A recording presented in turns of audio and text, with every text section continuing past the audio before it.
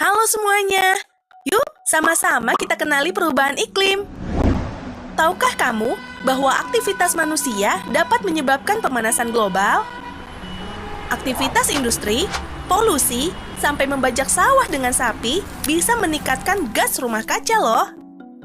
Gas rumah kaca ini bertindak seperti selimut besar di sekitar bumi, menangkap panas dari matahari terus-menerus untuk menstabilkan suhu bumi.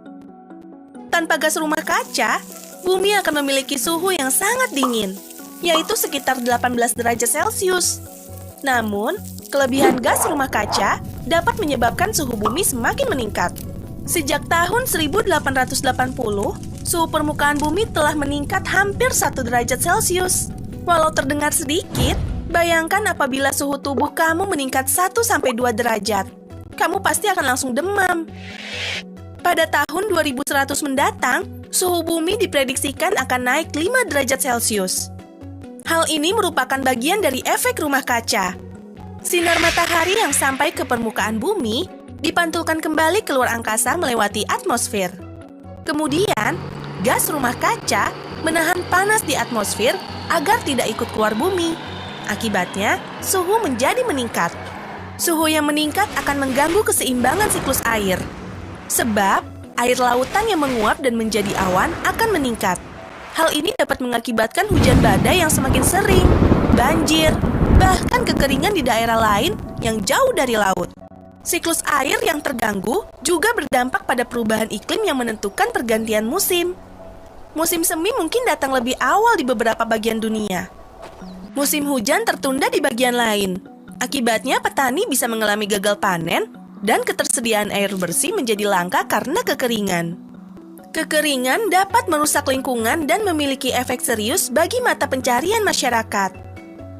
Dalam jangka panjang, beberapa tanaman dan hewan tidak akan mampu bertahan dalam kekeringan yang semakin parah.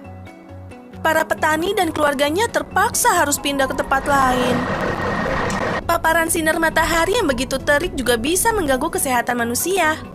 Kita bisa merasa kelelahan akibat panas, pingsan, dan terkena serangan panas. Salah satu gelombang panas terburuk tercatat pada tahun 2003, ketika lebih dari 70.000 orang Eropa meninggal. Di masa yang akan datang, perubahan iklim kemungkinan akan menyebabkan badai tropis, siklon, dan angin topan yang lebih kuat. Secara umum, curah hujan yang deras akan menyebabkan meningkatnya risiko hujan badai. Hujan badai yang terus-menerus akan menyebabkan banjir karena sistem drainase kewalahan menampung banyaknya air hujan. Penyakit seperti malaria, demam berdarah, dan diare akan bermunculan ketika banjir melanda. Di kutub utara dan di sekitar Greenland, pemanasan global menyebabkan gunung es di laut mulai mencair. Gunung es tersebut semakin kecil pada bulan September. Kemudian, ketika musim dingin tiba, es itu tumbuh lagi. Tapi, semenjak tahun 1979, es tersebut malah semakin mengecil dan semakin tipis. Ukurannya berkurang 13% setiap 10 tahun. Akibatnya, permukaan air laut menjadi meningkat dan terjadinya erosi pantai. Permukaan air laut telah meningkat 17 cm dalam 100 tahun terakhir. Hal ini bisa memicu terjadinya banjir rob dan intrusi air asin di wilayah pesisir.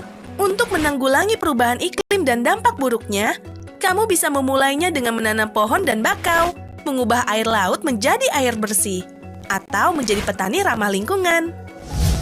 Yuk, mari sayangi dan jaga bumi kita.